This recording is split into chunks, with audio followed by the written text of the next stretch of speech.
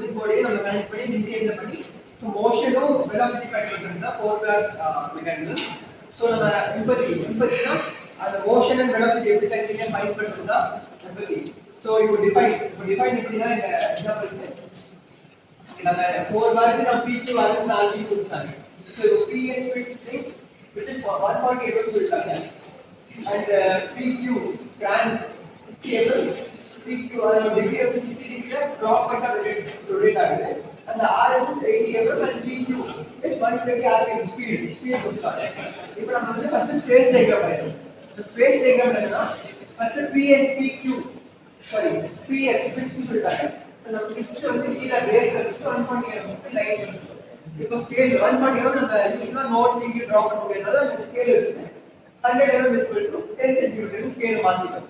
So இப்போ 100 mm 120 mm scale மாத்தா 14 mm centimetre convert ஆயிடும். சோ PS வந்து பேஸ் இருக்கு 14 mm லைன் டிரா பண்றோம்.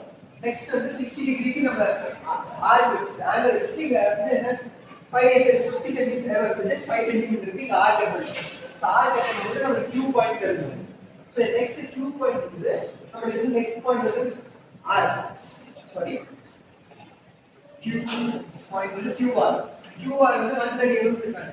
சோ நம்ம 130 mm எங்க கட் பண்ணனும் தெரியாது. அதனால நம்ம காம்பஸ் வந்து 130 cm எடுத்து இந்த பாயிண்ட் வந்து இங்க ஒரு ஆர் கட் பண்ணனும். சிமிலர்லி இந்த RS பாயிண்ட் வந்து 80 mm பாயிண்ட் இருக்கு. C ல இருந்து 80 mm மேல ஆர் கட் பண்ணனும். இந்த ஆர் பாயிண்ட் நமக்கு இருக்கு. எல்லாத்தையும் கனெக்ட் பண்ணா நம்ம வந்து ஸ்பேஸ் டயகிராம் தெரிஞ்சுக்கும். இங்க வந்து நம்ம பெர்பெண்டிகுலர் ஸ்கேல் வச்சு பெர்பெண்டிகுலர் லைன் வரையும்போது இங்க வந்து வெலாசிட்டி லைன் இங்க இருக்கு. இப்போ வெலாசிட்டி எவ்வளவு வெலாசிட்டி ஃபைண்ட் பண்றீங்களா ஃபார்முலா இருக்கு. நம்ம கிட்ட ஒமேகா ஃபைண்ட் பண்ணனும். சோ ஒமேகா என்ன? Omega = 2πn/60. 2πn என்ன வந்து rpm கொடுத்தாங்க 120 rpm. 2π × 120/60 பண்ணும்போது 12.6 radians per second னு ஒரு வேல்யூ வருது. இது எப்ப வெலாசிட்டில சப்ஸ்டிட் பண்ணும்போது நமக்கு இந்த வேல்யூ வரும். வெலாசிட்டி என்ன?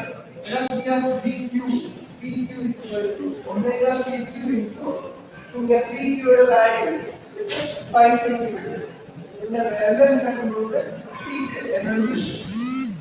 So omega PQ into 60 பண்ணும்போது 630 mm per second. So இதுதான் velocity of PQ. இப்போ velocity diagram வரையும்போது PS இப்போ இது ஃபிக்ஸ் பாயிண்ட். ஃபிக்ஸ் பாயிண்ட்ல ஒரு பாயிண்ட கன்சிடர் பண்ணிட்டு இங்க இருந்து நம்ம வந்து ஃபர்ஸ்ட் as perpendicular diagram இந்த perpendicular R இங்க வச்சிட்டு இந்த இடத்துல பிளேஸ் பண்ணுவோம். சோ பிளேஸ் பண்ணும்போது 630 என்னன்னா நம்ம ஸ்கேல் வச்சு கன்வர்ட் பண்ணுவோம். ஸ்கேல் எப்படி கன்வர்ட் பண்ணுவோம்னா 1000 mm per second equal to 10 ன்னு கன்சிடர் பண்ணி 630 mm வந்து கன்வர்ட் பண்ணும்போது 6.3 cm மாறி.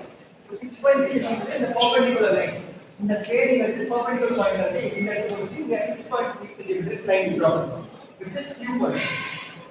Next நம்ம என்ன பண்றோம்னா கீழ இருந்து லைக் இந்த பாயிண்ட்ல இருந்து ஒரு perpendicular லைன் எடுக்கிறோம். டிரா பண்ணுவோம்.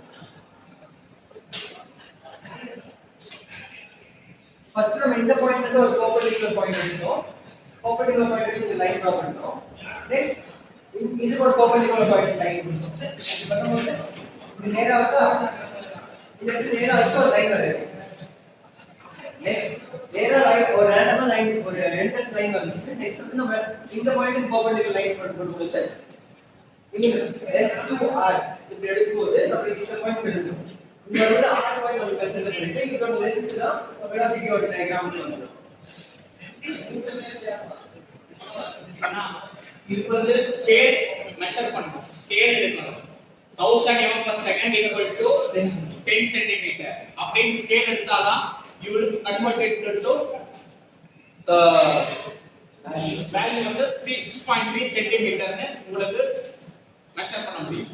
ஓகே, இதுக்கு perpendicular லைன் வரைஞ்சிட்டீங்கன்னா அதுக்கு அடுத்து clockwise direction அப்படிங்கறனால மேல வரையறீங்க. இதே வந்து ஆன்டி clockwise direction அப்படியே கொடுத்திருந்தாங்கன்னா இது ஆப்போசிட் சைடு வரைவீங்க. ஓகே, clockwise direction அப்படியே கொடுத்திருக்கிறதுனால you will draw the diagram like this.